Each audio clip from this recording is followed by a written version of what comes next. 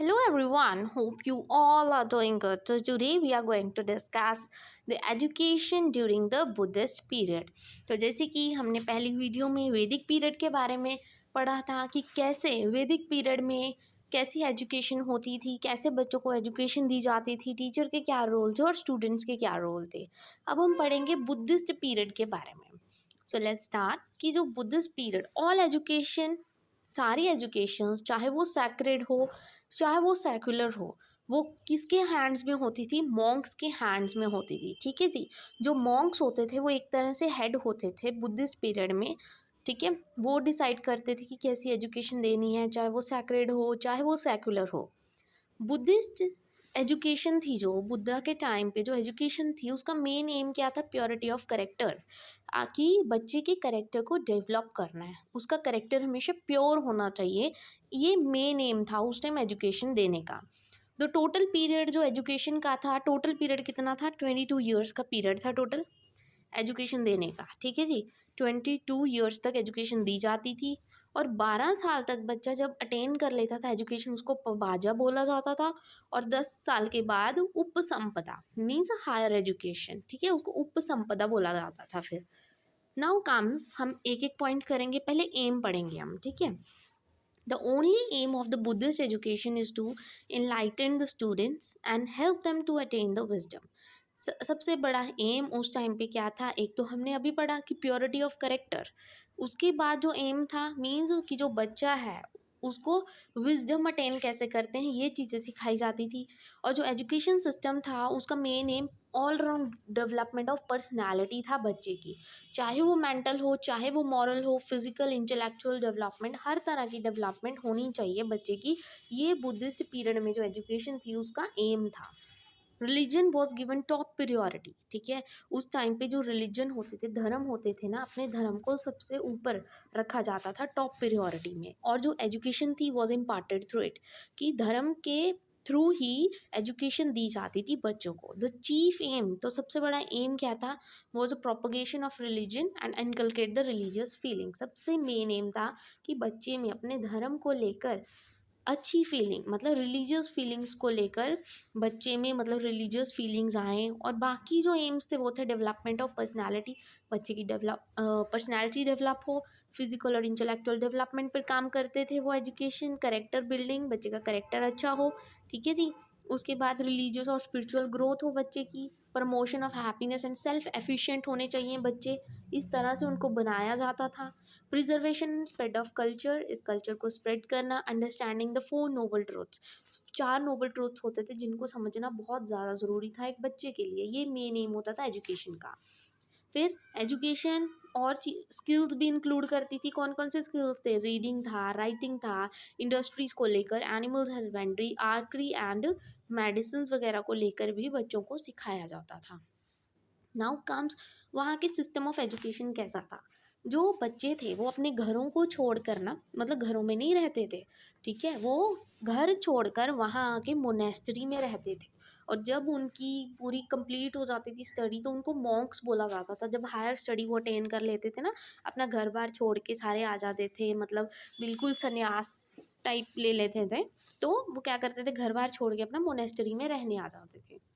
और उसके बाद क्या है कि students went out of their homes and join monastery, वो अपने घरों से निकलते थे और मोनेस्ट्री ज्वाइन कर लेते थे। एक्चुअल में मेन इसमें क्या था कि बच्चों ने, वो जो बच्चे इंटरेस्टेड होते थे ना ट्रुथ को फाइंड करने में कि एक्चुअल में ट्रुथ होता क्या है, वो लोग जाते थे अपने घरों से बाहर। ठीक है, हाँ, सब सारे नहीं जाते थे।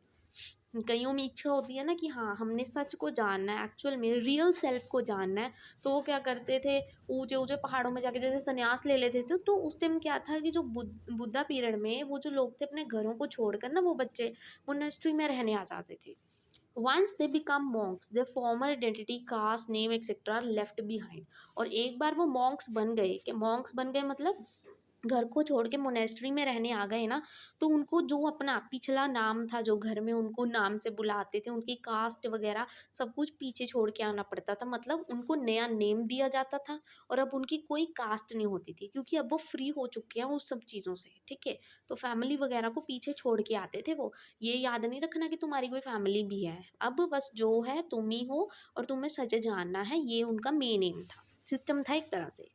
Students of all caste are allowed admission, चाहे कोई भी कास्ट का बच्चा हो सबको एडमिशन अलाउड थी। और जो गवर्नमेंट सर्वेंट्स होते थे जैसे सोल्जर्स हो गए, स्लेव्स हो गए, उनको कभी भी एडमिशन नहीं दी जाती थी मोनेस्ट्रीज में, ठीक है।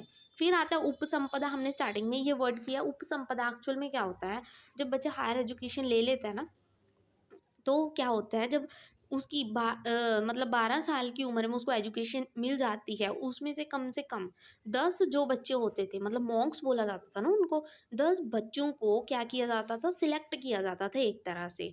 और उनको उनमें से जो after coordination one become a भिक्खू और भिक्खुनी। और जब मॉन्क को क्या है एजुकेशन एग्जैक्ट मिल जाती थी, उसके बाद जब उसकी एजुकेशन भी ख़त्म हो जाती थी, तो उनको एंड में क्या बोला जाता था, भिक्खुनी। उनको एक भिक्खू नाम से बुलाया जाता था कि अब वो पूरी तरह से क्या है एजुकेशन ले चुके हैं, प्रिपेयर्ड हो चुके हैं, फैमिली को छोड़ के आ चुके हैं, अब वो क्या बन गए, भिक्खू बन गए हैं, ठीक है। One should have attend enough spiritual knowledge before upasampada. Upasampada मतलब हायर एजुकेशन जब तक वो अटेन करते हैं ना, वो भिक्खू वाला पीरियड, उससे पहले उनको सब कुछ स्पिरिचुअलिटी जितनी भी नॉलेज है सब भगवान की, मतलब सब कुछ उनको जानना ज़रूरी था, तब जाके उनको ये अटेन होती थी उपसंपदा। उपसंपदा नाम से पता लग रहा है कोई ऊंची पोस्ट की बात हो रही है, ठीक है। Now comes shramana. वैसे तो अगर नहीं पढ़ना आपको थोड़ा डिफिकल्ट लग रहा है, ये श्रामणा आप छोड़ सकते हो, वैसे बता देती हूँ। श्रामणा वो होता है one who is admitted for the final ordination, final selection के लिए ना जिसको बुलाया जाता है उसको बोलते हैं श्रामणा। अब इंस्ट्रक्शंस कैसे दिए जाते थे वहाँ पे, ओरल इंस्ट्रक्शन दिए जाते थे कि जो टीचर है वो क्या है बच्चों को लेसन देते थे बोलकर, ठीक है जी। ब्लैक बोर्ड वगैरह नहीं होते थे उस टाइम पे, वो बोलकर बच्चों को समझाते थे।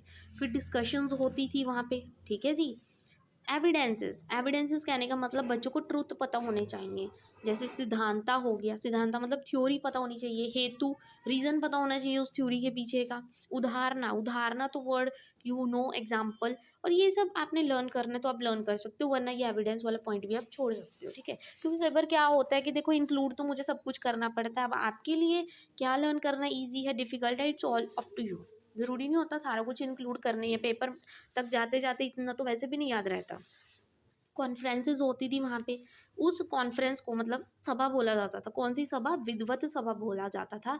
वहाँ पे जो मॉन्क्स होते थे, वो बच्चे होते थे ना मोनेस्ट्री में रहते थे, वो अपने जितने भी डाउट्स होते थे खुलकर आगे लेके आते थे कि ये हमें डाउट है, विद्वत सभा बोलते थे उस कॉन्फ्रेंस को, ठीक है। फिर उसके बाद सॉलिडरी मेडिटेशन, मेडिटेशन करने के लिए वो क्या जंगलों में जाते थे, लोनली फॉरेस्ट, खाली जो जंगल होते थे। फिर आता है प्रोमिनेंस, मतलब useful in development of mental power and knowledge. फिर टूर्स करते थे, वो टूर कहाँ करते थे, लॉन्ग ट्रिप्स होते थे, और वो प्रैक्टिकल और रियल नॉलेज लेते थे, आसपास के वर्ल्ड को ऑब्जर्व करते थे। मतलब वो घर बार तो छोड़ के आ चुके हैं, अब उनके लिए जो है यही है। उन्होंने एक तरह से मतलब कहते हैं ना जिसको गॉड को पाना है उन्होंने, तो क्या है रियल नॉलेज वो लेते हैं रियल वर्ल्ड से इंटरेक्ट करके एक तरह से। फिर उनकी यूनिफॉर्म क्या होती थी, येलो रॉब्स होते थे 3 पीसेस के, और हेयर और बियर्ड हमेशा शेव्ड होते थे उनके, ठीक है। उनको प्रॉपर शेविंग करके रखनी पड़ती थी। Now comes the next levels of learning क्या थे, वहाँ पे 2 लेवल्स थे लर्निंग के, एक होता था प्राइमरी लेवल, एक होता हायर लेवल। प्राइमरी लेवल में सेकुलर या वर्ल्डली एजुकेशन दी जाती थी। जो बच्चे थे उनको एडमिट किया जाता था 6 से 8 साल की उम्र तक, वो क्या अल्फ़ाबेट से सीखते थे वहाँ पे, ठीक है। The listen to the pronunciation by the teacher, जो टीचर बोलता था उसको सुनते थे और रिपीट करते थे उन वर्ड्स को, and then they start with writing, फिर जाके वो लिखना शुरू करते थे, ठीक है। ऑरल टीचिंग और क्रैमिंग को प्रैक्टिस, मतलब रट्टाफिकेशन को प्रैक्टिस दी जाती थी, और उसका मीडियम क्या था, पाली था। और वैदिक पीरियड में हमने किया था, उनका मीडियम क्या था, संस्कृत था, ठीक है। ये लैंग्वेज है कि किस मीडियम में पढ़ाया जाता है। हायर एजुकेशन आप सबको पता है यूनिवर्सिटीज़ में, तो यूनिवर्सिटी और मोनेस्ट्रीज़ में होती थी, ठीक है। स्टूडेंट्स होते थे ना जो तिब्बत से, कोरिया से, चाइना, जापान, वो यहाँ यूनिवर्सिटीज़ में पढ़ने आते थे, ठीक है जी। फिर स्टूडेंट्स की ड्यूटी क्या थी यहाँ पे, बुद्धिस्ट एजुकेशन के टाइम पे बच्चों की क्या ड्यूटी होती थी, बच्चे क्या करते थे, अपने टीचर को सर्व करते थे with all the devotions on rising in the morning. जैसे ही वो सुबह उठते थे अपने टीचर को विश करते थे गुड मॉर्निंग, और जो स्टूडेंट्स थे वो सारा कुछ डेली रूटीन में अरेंज करके रखते थे, जाके जंगलों में जो भी है सामान वगैरह इकट्ठा करते थे अपनी स्टडीज़ के लिए, वो उनका काम था बच्चों का।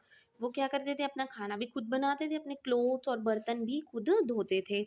What ever he acquired through bagging arms he place before teacher. और जब सारा दिन क्या है, वो मांगने जाते थे ना, जैसे घरों में आते हैं मांगने के लिए, तो वो मांगने जाते थे और जो भी उनको इकट्ठा होता था वो सारे अपने टीचर के चरणों में आके रख देते थे कि ये आज हमने इकट्ठा किया सबने मिल के। Student had to prepare himself to receive education at any time whenever the teacher required him. और जब भी टीचर उनको बुलाएगा, बच्चों को हमेशा तैयार रहना पड़ेगा उस एजुकेशन के लिए। और bathing in the pure water, हमेशा प्योर वाटर में नहाना होता है सुबह सुबह उठ के। Following the rules of discipline, ये बच्चों की सारी ड्यूटी है, ठीक है। और womens could also become nuns and receive education. और जो वुमेन्स को एजुकेशन मिली है उसके बाद वो नर्न्स बन जाती है। नर्न्स इन द सेंस नाउ अब वो मैरिज नहीं करवा सकते एक तरह से। Eating at fix time 3 times a day, उनका फिक्स टाइम होता था कि 3 टाइम ही दिन में खाना है, 4 टाइम खाना नहीं मिलेगा जैसे आप खा लेते हो कभी कभी, ठीक है। टीचर का क्या रोल होता था इसमें, जो टीचर और बच्चे का रिलेशन होता था वो सेम वैदिक पीरियड की तरह होता था, ठीक है जी। मतलब अच्छा रिलेशन, फादर और सन की तरह रिलेशन होता था। टीचर अपने पुपिल को सारी गाइडेंस देती थी, जो भी स्पिरिचुअलिटी से लेकर इंटेलेक्चुअल से लेकर हर तरह की टीचर उसको क्या देती थी, बच्चे को गाइडेंस देती थी। और टीचर अपने बच्चे को गुड मैनर्स, डिसिप्लिन, सिंप्लिसिटी और सेल्फ कंट्रोल सिखाती थी। Held in the highest team, कि जो टीचर होती थी हमेशा पॉजिटिव थिंकिंग वाली होती थी। गाइड और फिलोसोफर होती थी अपने बच्चे के लिए। और ग्रेट स्कॉलर होती है एक तरह से, और अपने बच्चों का ध्यान रखती है, ठीक है जी। फिर उसके बाद शुड हैव नोबल करेक्टर, एक टीचर का करेक्टर कैसा होना चाहिए, नोबल। अब ये सब तो हमने पढ़ लिया कि टीचर की क्या ड्यूटी थी, उनका एम क्या था, बट एक्चुअल में कुछ पॉइंट्स रह गए जिस वजह से, ड्रॉबैक्स कहते हो ना जिसको, खामियां रह गई, वीकनेसेस रह गई इस एजुकेशन में। कैसी, निग्लेक्ट ऑफ वर्ल्डली लाइफ। देखो, घर बार छोड़ के बच्चे ने आना, उससे क्या है, अपनी वर्ल्डली लाइफ को तो हम निग्लेक्ट कर रहे हैं, फैमिली को बिल्कुल ही ख़त्म कर दिया। Neglect of women education, women education को भी पूरी तरह निग्लेक्ट कर दिया। और मिलिट्री ट्रेनिंग वालों को तो एडमिशन थी ही नहीं, तो वो भी निग्लेक्ट हो गई एक तरह से, तो ये एक तरह से ड्रॉबैक आ गया। तो ये सब थी बुद्धिस्ट एजुकेशन के बारे में। I hope today's video is useful for you. Thank you very much and please don't forget to like and subscribe my channel for further videos.